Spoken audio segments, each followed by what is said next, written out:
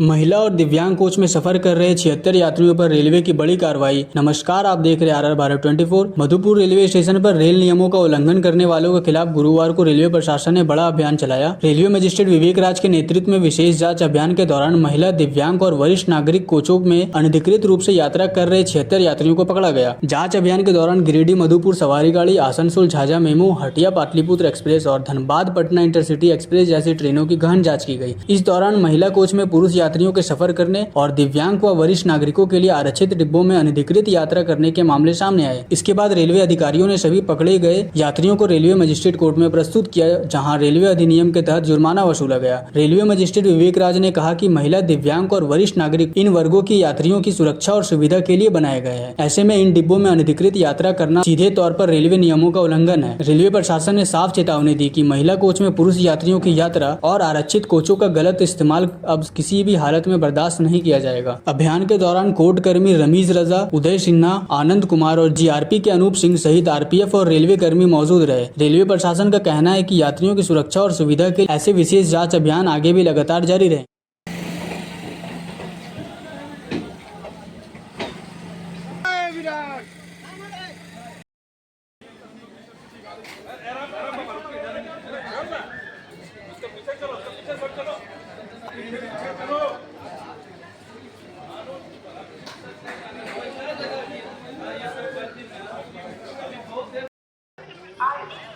धन्यवाद।